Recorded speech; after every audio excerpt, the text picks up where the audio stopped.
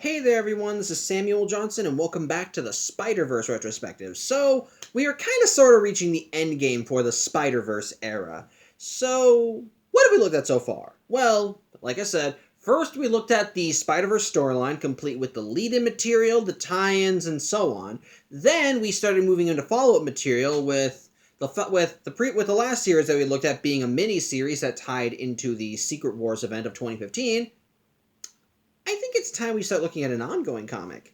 Yep, after the Spider-Verse storyline had wrapped up, an ongoing book had been released that was supposed to essentially follow up on the events from that story. If you remember what happened at the end of Spider-Verse, after the Spider Army wound up disbanding, Billy decided that he was going to stay on Loomworld, partially because, well, his world was sadly lost in the incursions, and he decided that since so many worlds in the multiverse had lost their Spideys because of the Inheritors, that he would essentially step in and offer a helping hand wherever he could, with Anya Cortisone offering to stay behind because, well, whatever the mystical nature of the Web of Life and Destiny was, it somehow connected to her power since she got them her mystical persuasion herself. And as a result, they decided to become a duo of interdimensional spiders, going from world to world whenever they were needed. And, well, let's just say they didn't go alone. As we saw in the tie-in miniseries, The Secret Wars, they wound up getting some new recruits from across the multiverse. Specifically, Pavitra Prabhakar, aka Spider-Man India, Gwen Stacy, aka Spider-Gwen, Peter Porker, aka Spider-Ham, and the Spider-Man of the Marvel Noir universe. And as a result, while that team formed while they were on Battleworld, when the multiverse was restored and Battleworld was essentially disbanded, so to speak, basically they didn't just go their separate ways. The team actually continued sticking together, and thus these six Spideys actually wound up working together to fulfill Billy's mission of trying to go from world to world and helping out where they could. Which is what leads to today's ongoing mini-series, which is what, it's not a mini-series, is what leads to today's ongoing series. As for today, we're going to be starting our look at the ongoing comic, Web Warriors of the Spider-Verse. Although this says Protectors of the Spider-Verse, Web Warriors. But Web Warriors is the key word. And of course, since we're going to be starting off with a comic, since we're going to be doing this comic, of course, we're going to be looking at it trade by trade. With us starting, of course, with this one. Web Warriors Electroverse. And if you can't tell what the storyline of this issue is going to be by that name, well, you'll soon find out. But before we actually get to the ongoing series, we gotta look at a short story, as this trade, well, it doesn't just collect the first 5 issues of Web Warriors, but it also has a backup story from the pages of Amazing Spider-Man, specifically the first issue of its 4th run. But it basically, like with the 1602 story in the 2014 Free Comic Book Day issue, this is essentially just supposed to be like a preview of what you can expect in Web Warriors. There's nothing too big, nothing grand happens, but it's just meant to be a free sample before you dive right into it. Although I wouldn't really call it free since this one was actually in the pages of a book you had to pay for, but whatever, we're not getting into that. So, like with that story, we are going to be looking at it today, well, it's going to be a short one because it was a backup story of the comic of another superhero, of another character, so there isn't really much to talk about on it. But it is still a part of this book, so it's what we're going to be looking at. And the title of the story, sorry I'm looking it up because it does actually have a title. The title of the story is called Church and Quantum State, and, well, the story actually, well, I guess it's appropriate that I actually made that comparison to that 2014 Free Comic Book Day issue, because like that one, the story actually begins in the 1602 universe as we see the first appearance of the 1602 version of the Sinister Six, or as they're called in this world, the Sinister Sextet. And in this reality, they are made up of Craven, who is named Karnov in this universe, though he's still a hunter, Electro, the Magus, who is meant to be this world's version of Mysterio, the 1602 version of Hobgoblin, I think, another creature that's called, hold on one second, he's called Serpent, which I don't know who he's supposed to be the counterpart of. I originally first thought he was like the 1602 version of the Lizard, but I've already seen the 1602 version of the Lizard. In the original 1602 books, he was actually a man who was turned into a Velociraptor. That's not a joke. Look it up. But my point is, I don't really know who he's meant to be the counterpart to. But he's part of the team, and the leader of this group and the sixth member of the team is this world's version of Carnage, who, like his main universe counterpart, is a serial killer by the name of Cassidy, who in this reality is actually called... He's called Canis Cassidy, and like his main universe counterpart, he wound up bonding with a symbiote, which, because they're in 1602, he thinks it's a demon, but whatever, it still does the exact same thing. It gives him enhanced superpowers and makes him even crazier than usual. And so the Sinister Sextet, and what's going on is that the Sinister Sextet is holding a church hostage and stealing their shit and pretty much holding them for ransom. But thankfully, that's where the Web Warriors come in, as the Sinister Sextet is going about their merry way, just doing all the wacky-tacky supervillain shit. That's when the Web Warriors swing in and just start kicking ass, which, like I said, are made up of the Spideys that I mentioned before. So, yeah, they pretty much just start whooping their asses, and it's essentially a curb stomp. Unlike when the Web Warriors fought the Sinister Six on Battle World, this time they're a lot more well coordinated, and they are just winning. They are every one of them faces off against a member of the Six, and because the Six is so overconfident in their abilities, they don't stand a chance. And so one by one, they're all taken down, with the last person that stands being Kraven, or Karnov. I have to remember his name being Karnov, and he just realizes that his comrades have been taken down, so he just holds up his hands and says, "I surrender." So, yeah, it's really simple. And so as a result, the Sextet are wrapped up. Carnage is wrapped up in a binding that's supposed to secrete an acid that's supposed to be harmful for his specific symbiote. And so all's well that ends well. Day is saved. The churchgoers are all good. So everything's all good, right? Well, sort of. It's basically, as the Spideys are wrapping everything up, they also notice that they're short one member of the Six, as for whatever reason, Electro is gone. They don't know what happened to him, and no one saw him leave, especially since his manacles were supposed to be laced with a grounding agent, so he shouldn't have been able to use his electric powers. However, Billy decides to just kind of write it off because, one, they still manage to save the day, and 5 out of the 6 men are captured, and Spider-Man Noir just writes it out saying, besides, this is the 1602. Electro's an idiot, and he'll probably die of the plague in like a week anyway, so we can just leave him be.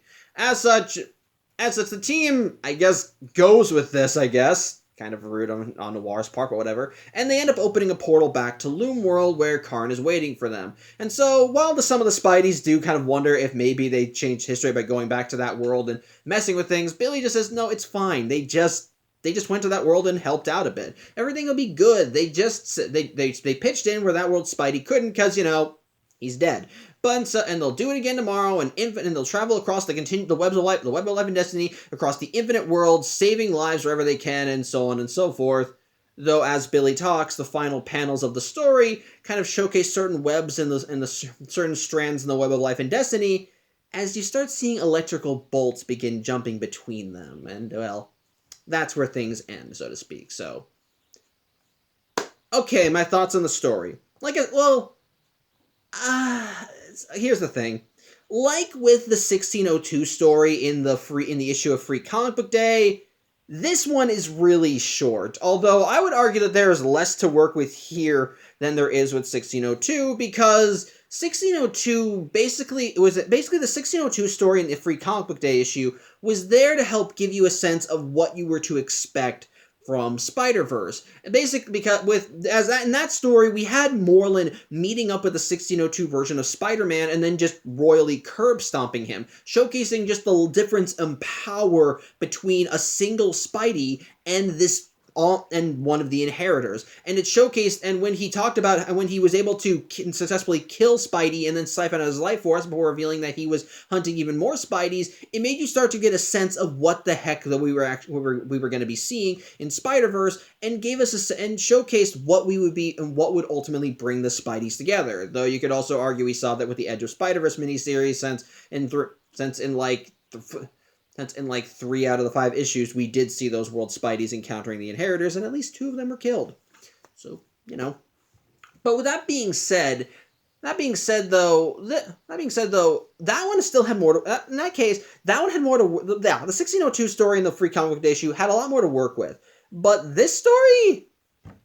it's a preview in the purest sense, because there's really no, because the central conflict is just the Sinister Sextet has invaded a church, taken it over, and is robbing it / holding its denizens for ransom. And so the Web Warriors swoop in and just kick their asses. And basically, it's just there to showcase that this team of Spideys exists and what their situation is. That they are the Web Warriors of the Spider-Verse. That they are a team of spider people from different universes who are here to kick ass, save the day, and protect worlds that lost their spider people. So that we get that set, we see that, and it's fun. I admit it. Like with Spider-Verse, it is still fun to see all these different Spideys in the same room together and whooping their asses. And again, as an alternate universe buff, it is cool to see more of these universes and how they continue to grow. Like in the case of the 1602 universe, as we see the Sinister Sextet here. Like I said, it is kind of nice seeing the different versions of characters that you know from the main Marvel universe. And yeah, I don't think any member of the Sinister Sextet appeared in any of the 1602 books prior to this, so it is kind of nice seeing them here and seeing their alternate versions, which also makes it, which I also kind of like in that since this world did lose its Spider-Man during Spider-Verse, I do kind of like that they do get their asses whooped by a team of Spideys, so it's fun. But otherwise, yeah, that's really all the story is. The central conflict is a very easy fix. Sinister Sextet is causing trouble. Web Warriors come in and fix it. There is not a real big challenge. The Sextet vastly overestimates their capabilities in comparison to the Spideys, and ultimately, once they're beaten, it's just simple. Okay, we beat the bad guys. Let's head home. With the only major conflict being that Electro has seemingly vanished. So yeah, ultimately it doesn't really do much in terms of story. And the biggest loose thread that we have from the story is Electro's disappearance, because by the end of the story, as the Spideys are all just walking off and doing their own thing, like I said, we see in the strands of the Web of Life and Destiny that there are electric jolts just jumping from webline to webline, showcasing that there is something going on. And with Electro's disappearance, well, you can kind of start to see a connection. It's a way of clearly trying to draw in the readers, basically saying if you picked up the story right from the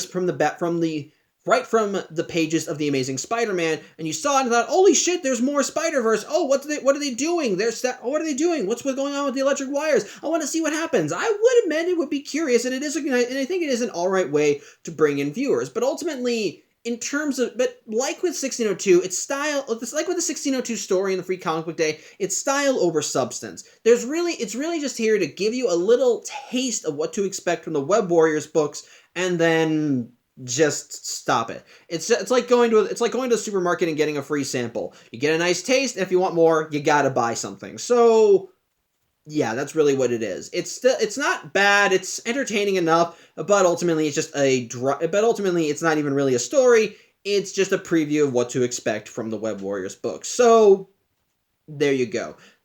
Is it, again, not bad and perfectly entertaining, but ultimately just more of a free sample than an actual story. So yeah, that's really it. I don't have much to say for this one. It's just very open and shut. Again, it's a very short story. Not much else to say. I guess I could talk about the artwork, which kind of looks a bit cartoony, but I think I'll save that till I'm actually done talking about Web Warriors as a whole. But either way, yeah, that's pretty much it. I hope you enjoyed this video. I'm Samuel Johnson, and hopefully I'll see you again on Tuesday as we take a look at the actual first issue of Web Warriors and actually see what the major threat that they will be facing is, which, again, you can probably tell. The book's called Electroverse. It's pretty easy to tell. But either way, I hope to see you then. I hope you have a good day, and take care.